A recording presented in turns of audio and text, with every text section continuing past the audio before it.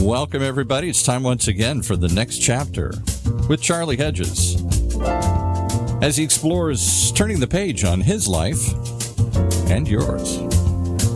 Hey, Charlie. Hey, Paul. Our very special guest today is truly very special. Rebecca Whitman created her successful life, manifested it, and lives into it. Today, I want to ask Rebecca about what it takes to manifest and create the kind of life that matches who you are inside. Just a couple notes on Rebecca for the audience to consider. First of all, Rebecca's mission. She says, I am passionate about empowering overworked and overwhelmed women to transform from burned out to balanced, beautiful, and abundant. Rebecca's reputation. Rebecca was selected as a Top Coach of the Year 2022 by the International Association of Top Professionals. Tells you a bit about her reputation. And just a little piece of advice that I read on Rebecca's website that I like. Oh, no, it was on something else. It was on her weekly newsletter. And she says, being a business owner is multidimensional, and it can be quite challenging to successfully manage it all.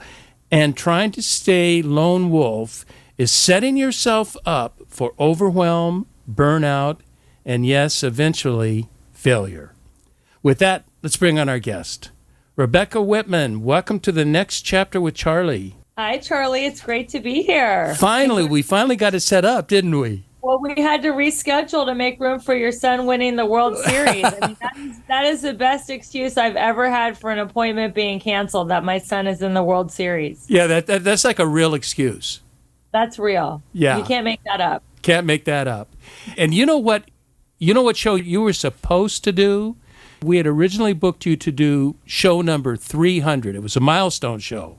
And then I did 300 and forgot to tell the audience that we did 300 shows. And so, because I was so excited about doing it with you. But we're going to do 302 with Rebecca, but we get to celebrate the 300 milestone. Congratulations. That's a lot of podcast episodes. That's a lot. I think that comes to about 6 years, and I've got about 8 years in my blog. So it's been a while. Yeah. So, Rebecca, it's interesting. As I was considering how to proceed with our show today, it occurred to me that I think of you, honestly, as a friend. And oddly, we have never met in person, just a handful of 5 to 10 minute conversations, and you remind me that we had one for almost an hour, and then a handful of emails. But you have such an inviting and engaging and warm style that truly I feel like I'm speaking with a longer-term friend today. Well, I felt like we were friends from the second we had our first pre-interview conversation, which was an hour long. And I'm very happy that you consider me a friend. That's a compliment. So thank you. Thank you. Yeah, it makes my approach to the show very different. So let me tell you what my agenda is all about today. My agenda is to learn about Rebecca Whitman. Although I am keenly interested in what you teach, today, I'm more interested in you. What do you think about that? I say this sounds great. Do I have to pay you as a psychotherapist afterwards, or do I just answer the questions? Well, let's see the end. You know, one of us will have to pay the other. I may have to pay you for sitting through my crazy thoughts. Okay. Okay, so you know what I think I would like to start with? You know, you have a very fascinating life process, especially later on. It's how long have you been doing your gig right now? It's not been that many years, is it? Not that many years. I wrote my book, How to Make a Six-Figure Income Working Part-Time, in 2018. And I wrote it because my dad asked me in one of our last conversations to write something.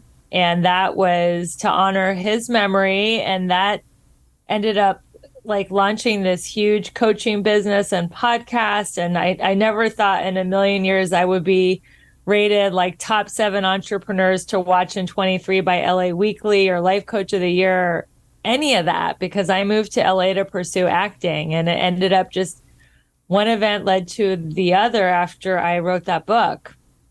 But you had some life transitions in that process, didn't you, during that process? I did. I lost my dad and my marriage within 72 hours of each other. My dad's funeral was on a Wednesday and my divorce was finalized on a Friday. And it was a lot of transition, but I was able to have my best financial year ever during that year. And I was really surprised to find that out when my financial planner told me I was having my best financial year ever. And he's the one who actually gave me the idea for the book, because he said, even though you're going through a lot of really hard losses this year, you're still having a great year. And I think you should write a book about how to be resilient and how you live life. And that is part of the transition that led to this reinvention of myself as a coach and a podcaster. Why did you choose coach and podcaster? What drove you into that? Because I want to help people, because I am on a mission to empower people to go from burned out to balanced, beautiful, and abundant. And I feel like podcasting is the way to reach as many people as you possibly can, even more than speaking on stages, which I've done a few times. I'd love to do more of it. But I feel like your podcast reaches so many more people than speaking on a stage. So your goal in this whole process is impact. Is that Impact correct? and legacy. Yeah, legacy. Oh, and legacy. Explain that to me. Well, legacy is how many people you can help while you're here on planet Earth, because we all have a beginning and a middle and an end in this body. But if you help people and you empower them and you teach them how to live life in a way that doesn't exhaust them and deplete them, then your legacy lives on. I like in a way that doesn't exhaust or deplete them. What drove you to those? I mean, I think those are so essential in our culture. What drove you to that? Is that personal? It is personal, because when I was in my 20s, I had an all-commission sales job and I didn't exercise. I drank. I just didn't take care of myself, and I became about 25 pounds overweight. I couldn't sustain long-term romantic relationships. I didn't have long-term friends. I lost touch with a lot of my college friends because that was before Facebook, and I moved 20 times before I landed in LA. Literally 20? Literally 20 moves. Holy cow.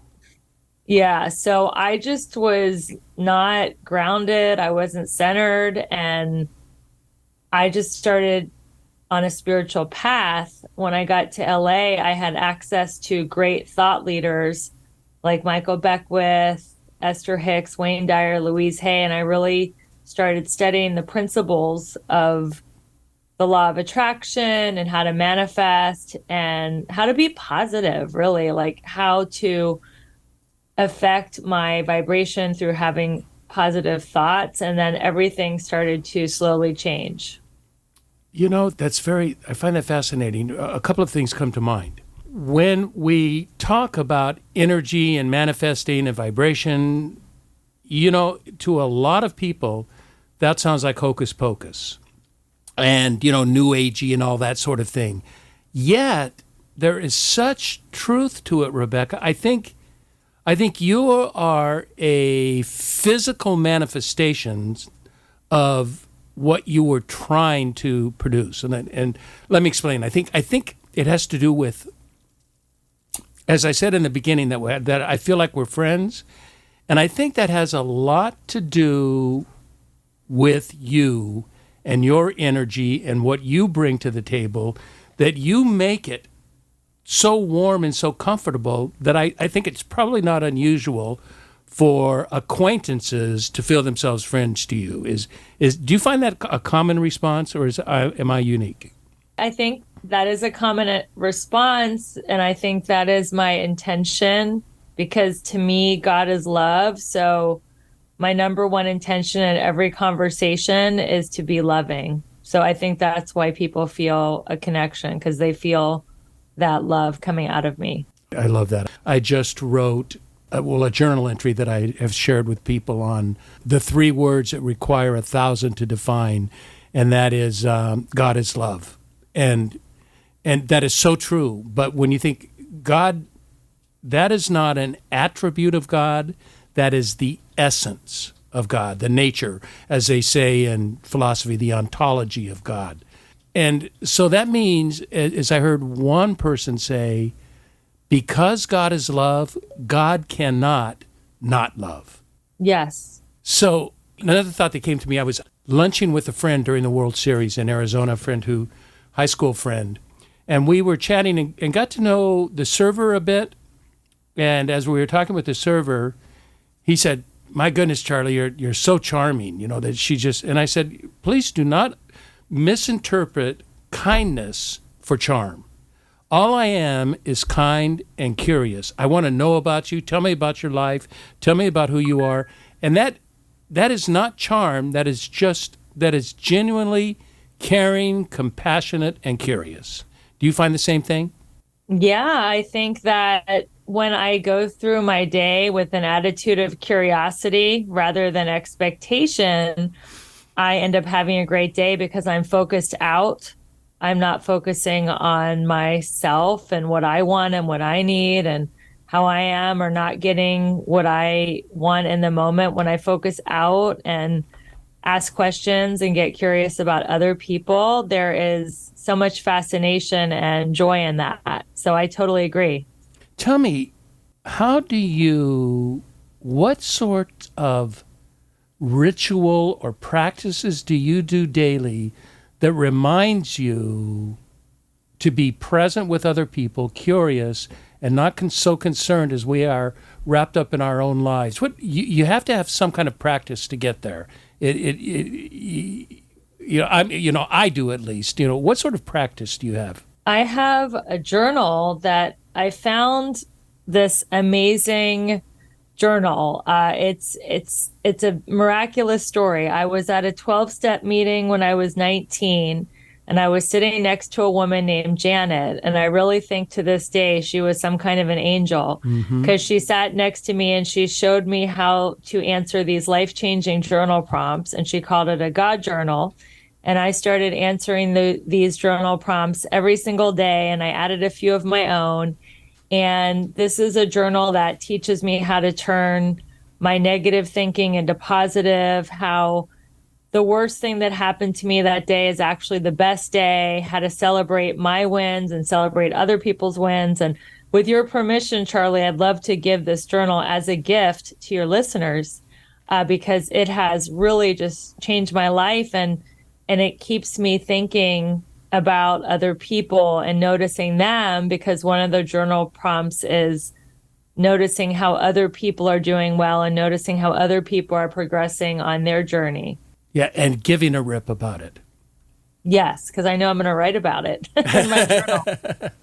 Yeah, so that is so it's this, and that is so gracious of you. And I don't want to sound ungrateful, but I'm not surprised by you doing this. Is so Rebecca Whitman that you would do this. This is so you. That's why we all love you so much. Thank you. I have a handful of other questions, and there's one verb you use a lot that I vaguely understand, but you've used it, and that is the verb manifest, that you have manifested your life. You even write that you manifested your life into your significant other, that you manifested this person into your life. Can you explain to us what that means? Sure. So your thoughts, if you think a thought over and over and over again, it turns into a belief system. And the belief system is giving you a vibration. It can actually be measured. People have an electromagnetic vibration. And when you are thinking positive, loving thoughts, you actually have a higher vibration, and you're literally magnetizing people to you. That's why I call myself the magnetic abundance mentor. And when you are focusing your thoughts on what it is you want to have in your life, being very intentional, it's the same way for the people who are listening to the podcast that think the word manifesting is a little woo-woo.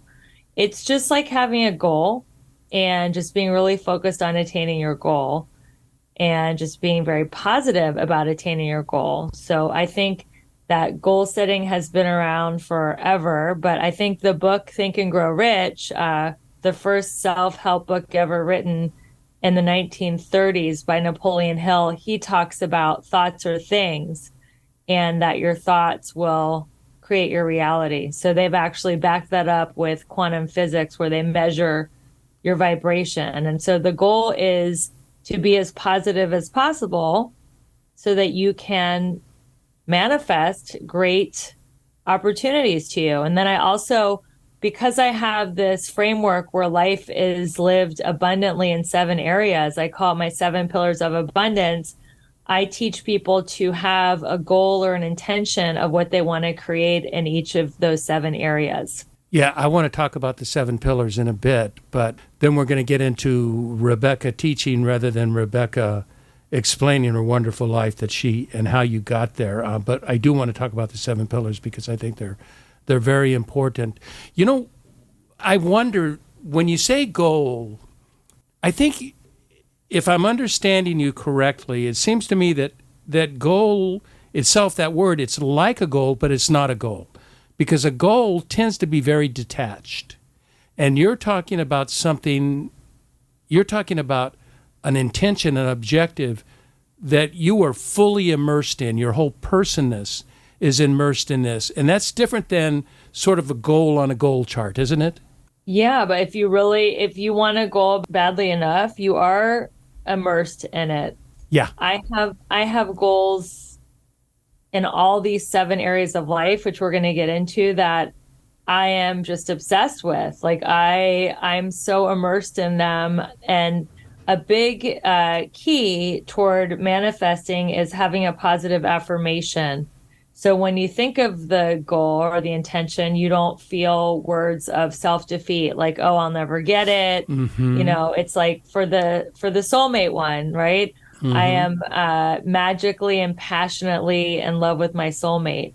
I have helped so many women find their life partner with that affirmation, because when they think, oh God, all the good guys are already taken, or I'm too old, or I'm too fat, or I'm too thin, then they say to themselves, I'm magically, passionately connected to my soulmate. So it's a great way to keep your mind positive. And they've actually studied that your mind has neural pathways, kind of like highways, Mm-hmm. where your thoughts kind of find a groove that they keep going down. And if you are constantly thinking negatively about something, it's going to be really hard to create your goals or manifest. So that's why it's so important to be very intentional with the words that you say to yourself and the words that you say out loud, because these are the things that help retrain your mind. That's brilliant, Rebecca. No wonder you're so good at what you do. You know, I'm thinking, and I don't want to live on goals, but it's hitting me that when you describe goal, you do not describe goal in as most of us interpret them, because we're taught the business method, you know, and we are detached from the goal. We're very involved in it, but not to the degree that you're talking about, where our whole essence is involved in it. It is part of who we are. You know, it's like, okay, I want to make $100,000 this year. That's a goal. But it feels to me, or what I understand from you, you're talking about who do you need to be, not what do you need to do, but who do you need to be to make $100,000 this year. And then we can start talking tactics. But there is an essential element to it, is there not? Yeah, exactly. Because you create from your beingness. People think you have, do, and be. Like, I'll have that 6-figure income. I'll do what I need to do to get it, and then I'll be happy. But in my experience, it's be, do, have. I'll be happy. I'll live as if I have already made the 6-figure income. So it's be, then I'll do what I need to do to make that 6 figures, and then I'll have the money and I'll have the lifestyle. So it's, you create from who you're being, not what you're doing. Oh, I so agree, Rebecca. That's so good. And, you know, I had a thought that just passed. And so when you get 74 years old, You get thoughts that do not stay. They do not feel like being resident. So I want to move on from goals. But no, I don't. I want to tell a story that I so agree with you. In 1991, I was a minister at a really large church. I was not the senior minister, but, as a minister at a church, we had like 15,000, 20,000 people that call it their church home. And I decided that I was not built to be in ministry, in Christian ministry, to be a minister. And so I sort of set this thing, Rebecca, where I said, this was 1990, I think, and then in 1990, I set the goal for the objective for 1991 for June. It was 1 year, and I said 1 year from now, I will not be working here, although I have no idea where I'm going to be working, what I'm going to be doing.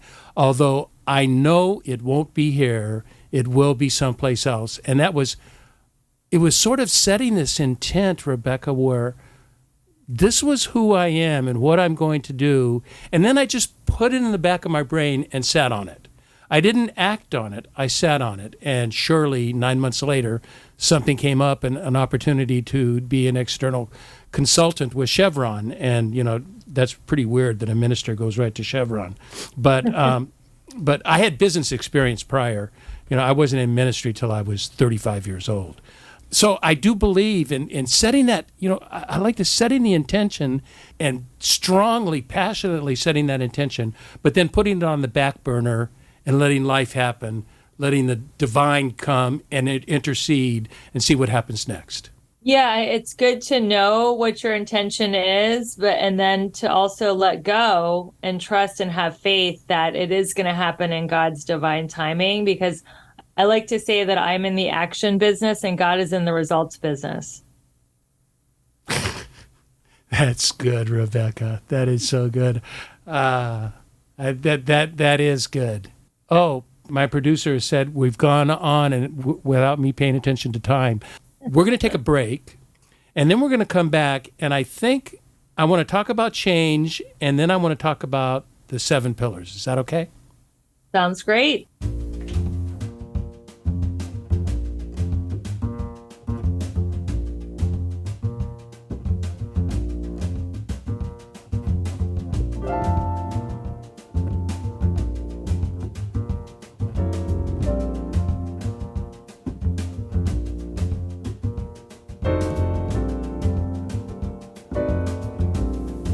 Hi there, this is Charlie Hedges, and you're listening to The Next Chapter with Charlie. And as you've heard, my very special guest, Rebecca Whitman, is just wowing and wooing us with great insight. Rebecca, what I would like to do now is talk just a bit about, in your life, in Rebecca Whitman's life, as you from around 2018 or whenever that was, that it began. When did you first realize that change begins with Rebecca? That is a great question, and nobody has ever quite posed it that way. I think I realized that in my 20s because I had a lot of sales training, and I realized that I could change my life through my own actions, and doing network marketing at such a young age was very rebellious. And I'm a graduate of Princeton University, where everybody was becoming doctors, lawyers, and investment bankers. And I realized that I could do something different. And part of the training that I got was they would say that, you can change your life through your thinking. And I used to love it when they played the Michael Jackson song "Man in the Mirror" to underline that point. So yeah, I've thought that pretty much my whole adult life. So, so many of us get stuck in our life situation. We desire change, but just don't feel like we have the energy or wherewithal to move forward. What do you tell clients when they think that or say that? People feel stuck because they have a limiting belief that they can't do something. So I would ask them, because I look at life in 7 areas, people usually have a limiting belief in 7 areas. So let's say in their fitness, they might have a limiting belief that, I try every diet, Rebecca, and I've worked out, I've done all the things, and whatever, no matter what I try, I'm always going to be 20 pounds overweight. So why do I even need to try to get healthy and work out? It doesn't work for me. So they have that limiting belief. So we have to get down to their old story, and then we rewrite a new story. So I like to call it the 4 A's. The first A is to become aware of the old story. Like, I'm always going to be overweight. That's the first A, awareness. The second A is acceptance, because a lot of people are in denial that they even have a limiting belief. So the second A is accept, okay, I have this limiting belief that I think I'm always going to be overweight. The third A is action. What am I going to do differently in this area to get a different result? I'm going to schedule 3 workouts a week with a personal trainer. And then the fourth A is affirmation. And an affirmation would be, I enjoy moving my body 3 times a week, or every time I move my body, I get stronger and get more energy. So whatever area it is, I walk people through these 4 A's. That's beautiful. I am thinking, and I find your 4 A's, I'm drawn to acceptance, that how critical acceptance is. It's almost, yes, we need to be aware, but we need to be accepting of what we are aware of. And AA is really strong in teaching that, aren't they? About acceptance. Yeah, and I think we have that in common too. We do, yes. So a lot of the principles that I teach are based in a combination of AA, business, and metaphysics, which is a very interesting triad of philosophies. But yes, acceptance is a big part of AA. And it's a big part of your process too. And do you find that very difficult with some people to overcome? The acceptance part? Yeah, I mean, people are running from self-awareness. They are shopping. They are having casual sex. They're eating. They're gambling. They're drinking. They're drugging. It doesn't matter if it's a powder, pill, or drink. You just described American life, Yeah, exactly. They're running. They're just running from themselves. They don't want to look at themselves and self-reflect and accept that they have some limiting beliefs. They're running from their pain, and they won't look at themselves. So it takes a lot of courage for people to do this work and actually be willing to look at themselves and want to transform their old story. Do you find that by the time people come to you, they're already in some sort of phase of acceptance and saying, I need to make changes, but I need help because I can't do it on my own? Yes. Those are the people that would hire a coach like me. Is, okay, I know that I'm stuck and I can't get unstuck. My best thinking or even another coach has not been able to get me unstuck in this area. Can you please help me? Show me how to get unstuck. And that's why I call my first consultation call, which is complimentary, by the way, a breakthrough call, because I'm committed to helping people break through where they are feeling stuck in their lives. Do you find you have to play bad guy? No. No, you don't have to be the tough person that says you need to face this. It's always with love and kindness. It is. Yes. And some people on that first breakthrough call are because I do, hit the nerve in a kind, loving way of, okay, what is not working? Why do you think this is not working? And some people do get triggered and they end up not hiring me as a coach. And that's okay, because they're just not willing to look at that painful part of their life and explore why it's not working. So yeah, not everybody is ready to look at that. I think that says a lot for you, that you have the wisdom to know that, and you have the courage to accept that, and don't feel and know that your message is not for everyone, and that there needs to be a degree of preparedness between the two of you. And I think that's a great check for you that you are successful. Thank you. It's been a long road. I really love the book, The Four Agreements. My biggest lesson and challenge has been in the agreement not to take anything personally. And I have been a recovering people pleaser my whole life. So part of my emotional maturity and personal growth has been when people reject me, when people don't want me as a coach or even as a friend, it's not personal. It's more about them than me. You know, radio, you're not allowed silence, but I need to be silent just to ponder what you just said, because that is so powerful and that is so true. And to not take it personally is so difficult because of our fragile egos. You know, you truly have tapped into the true self over the small self, have you not? Yeah, that's the goal, to embody the self with the capital S, and that is the higher self, not the ego. And right. I like the saying, "It's not mine. Your ego is not your amigo." And when I'm when I'm in my ego, it stands for easing God out, and the ego is just, it wants me to be alone, sad, victim. And I don't want to feel that way anymore. So when I feel that ego, that snag of the ego, then I say this affirmation, and it's, I am enough, I have enough, I am willing to set myself free. And that really helps me to kind of re-rail myself. You say so many things that make me, I want to ponder for a moment, and because I'm a ponderer. You know, if we were having a live conversation, I would have a minute silence or 30-second silence before I said something next, because especially with talking with someone like you, that I with regard to ego, it occurs to me, Richard Rohr is really strong on writing those. Have you read any of Richard Rohr's work? I have not. Which book should I read? Which one do you Oh, my goodness. We'll talk after. You know, they say, what would be the book?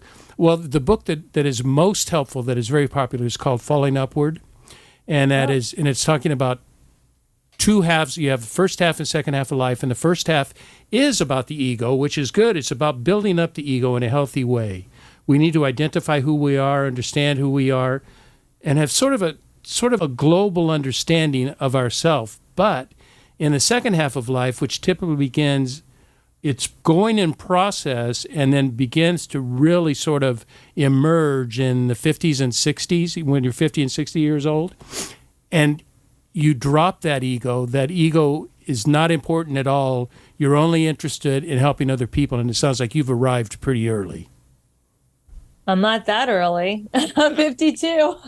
Get out of here. Are you really? Well, time. Well, see, remember this, to me, you're still a puppy.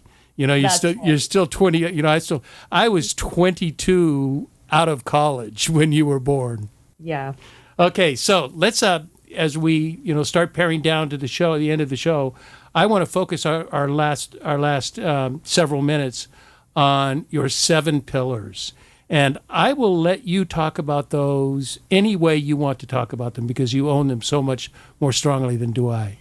Okay, great. So these are the 7 key areas of life. And when you live life holistically and in a way that is joyous, then you have a degree of mastery or excellence in all 7 of these areas. So the first area is spirituality. And I believe in having a relationship with the divine, and that is the foundation for a happy life. And I find that connection through a morning practice. Now, some people find it through an evening practice or afternoon. For me, it works best in the morning. And I do the abundance journal, which I am going to be sharing with your listeners on my Linktree link. I pray and I meditate every morning. And that's how I start my day. The second key Wait area. a minute. We can't just move that quickly past spirituality because that's I think I might have to let my 4:00 appointment know I'm running late. We'll see what happens. But on the spirituality, yeah. When you meditate, what do you mean you meditate? Do you do a meditation practice? I've tried different kinds of meditation. And actually, my mom's sitting here with me in the room. When I was about 10, I think. She took me to learn transcendental meditation. That one is 20 minutes twice a day. Personally, I don't have the discipline or the time management for that one. But I like just guided meditation. I am a huge fan of Insight Timer app. And just depending on how I've planned my morning, I can meditate anywhere from 4 to 30 minutes, and I can pick the topic, whatever I want, self-confidence, abundance, health, energy. And I just listen to a guided meditation and just kind of relax my mind and listen. And sometimes I fall asleep, and that's okay too, because it's just seeping into my subconscious that way. Yeah, and you know what I've noticed about, because I've been meditating, I do 20 minutes pretty much every day in the morning, and if nothing else, I have found that I am able to maintain no movement, and forget about cleansing thought where I have no thought. I have plenty of thoughts. Boy, my mind is going crazy all the time. But I am still. I won't scratch my nose. I won't do anything. And I think there is something to that stillness and that calmness of where your body is not moving and I sit up in bed as I'm doing it, and I just feel that I'm sinking into the bed springs, that my weight is just sinking. And I think just that is really strong. Yeah, I mean, just feeling your weight and feeling yourself in your body and feeling the surface of the bed and all that. Yeah, that helps ground you. I think that's a big part of why meditation is so powerful, because we're running around so much in this day and age, and our thoughts are also running so fast that meditation just kind of just slows everything down, and you just feel present in your body. So that's great. If I sat up in bed, I would just fall right back to sleep. So that's great that you can do that. I've practiced it for, I think I've got about 7 or 8 years of doing it every day. Let's go to point number 2, pillar number 2. So pillar number 2 is fitness. And I love that in our first talk, you told me that you've coached so many baseball champions. When I was a kid, I grew up playing national level tennis. By the time I was 8, I was already playing national 10 and unders. And I really think that getting that discipline early in life of just exercising and moving my body has really helped my mind. I know when I'm going through some really tough things in life, like divorcing or financial insecurities, or when my dad was having a slow decline, working out and getting that dopamine and serotonin and endorphins and just feeling empowered and strong, that really carried me through so much. So I am a huge believer in body before business. Plan your day around your exercise. So the second pillar is fitness. And by the way, I rescheduled my appointment because I'm enjoying this podcast interview so much. I don't want it to end. Thank you. Okay. So the third pillar after fitness is emotions. And I believe that all emotions are based on scarcity. There's not enough for me. There's not enough love. There's not enough time. I don't have enough energy. I don't have enough friends. I don't have enough money. Or they're based on abundance. There's plenty of love. I have plenty of time. I have plenty of energy. I have plenty of money. I have plenty of love. So it is about the constant discipline of when you feel yourself going into scarcity thinking, shifting it to abundance thinking. And the fastest way to do that is through gratitude. Happiness is not getting what you want, it's wanting what you have. You are so quotable. You know where I first read about that was in the 1980s with Stephen Covey's book, The 7 Habits. Are you familiar with that? Yep, I am. I did read that one. He was sort of the one, I know it's not an original thought, but he's the first one I read on scarcity and abundance, and it is just so true. It is. We are just, again, that comes back to our egos, does it not? It just comes back to fear of security and fear of a change that we don't like. Yeah, it comes back to our survival brain that, we still have from the caveman days where we had to be fearful constantly that there was a woolly mammoth or a saber-toothed tiger about to attack us. And now we don't have, such things. And we still have that vigilance thinking, oh my God, there's something wrong. The other shoe is going to drop. And that is just that old, they call it the limbic brain. Right. And I it's call it the old lizard system. brain. The lizard or the limbic brain, yeah. Yeah. Reptilian. That is an old system that is in our DNA, but as we mature and grow, then we can evolve past that. So that is the goal, is to be in abundance and not fall prey to our reptilian brain. So the next pillar of abundance is romantic. And I think that romance affects all the areas, but I mean, all 7 areas affect each other, but especially romance, because if you're in a partnership with someone who is criticizing you, doesn't believe in your goals and dreams, is constantly putting you on the defensive, then it's going to be really hard to be happy and to find joy in the other areas of your life. And to me, success is defined by how much joy you experience. So that is the goal, not money. People think, oh, abundance, you teach abundance, that's money. But in my opinion, abundance is joy. And joy is the evidence of God. Is it even possible for somebody to succeed in what they're trying to accomplish in the face of living with somebody who's always putting you down and saying those are bad goals, you're a bad person? How do they even do that in that relationship?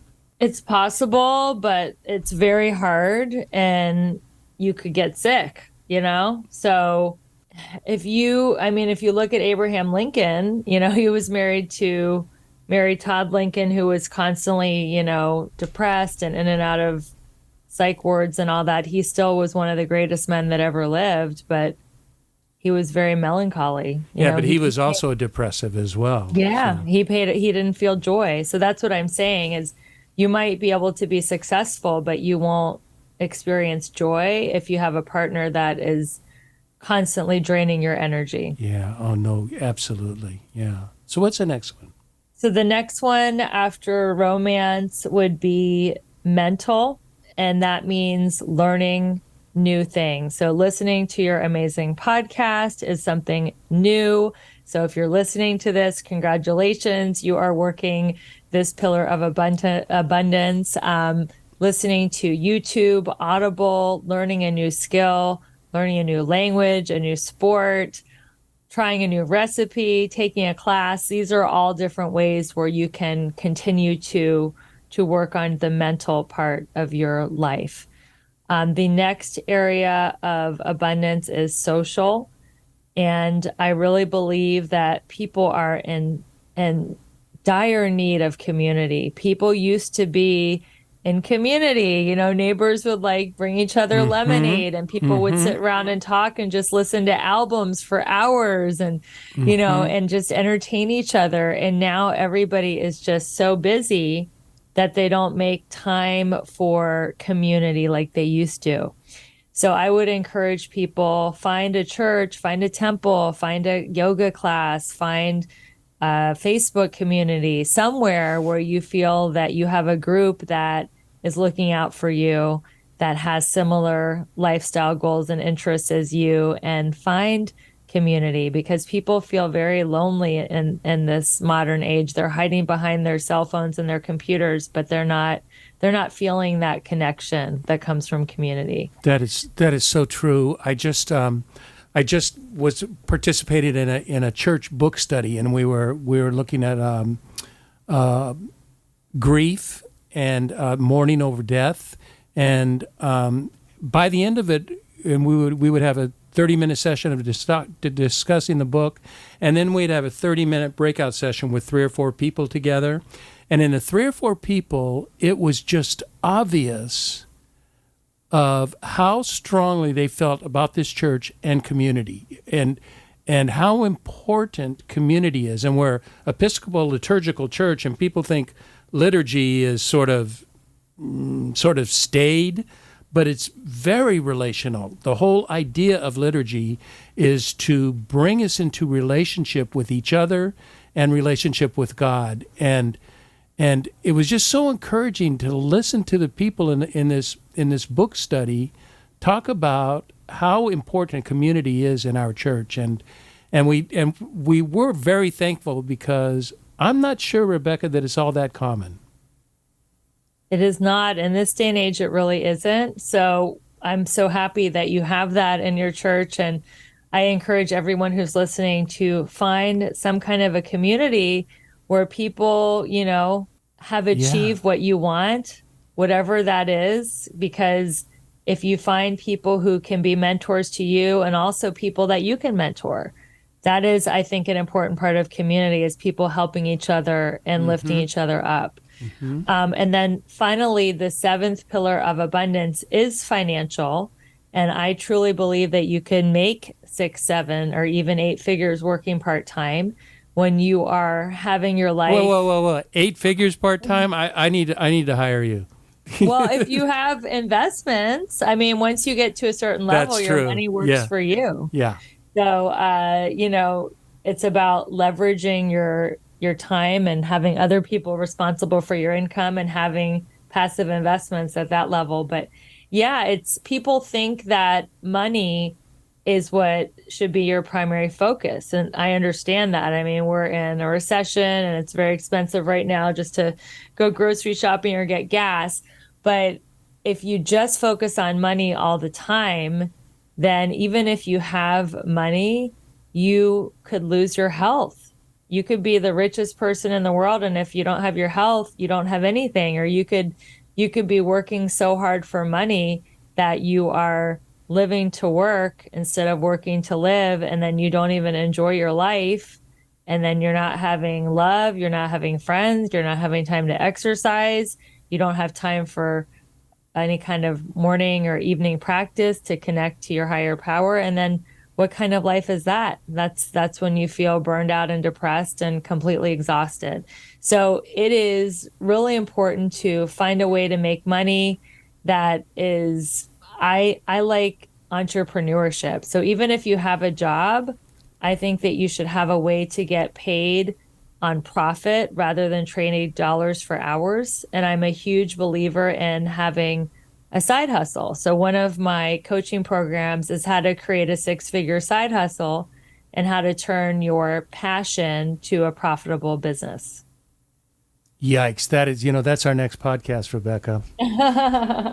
As I hire you as a coach, but I, how. I'm thinking at 74. What am I going to do? Am I going to do that? Yep. I still got 10 or 20 good years left. So. Oh, come on! You got 25.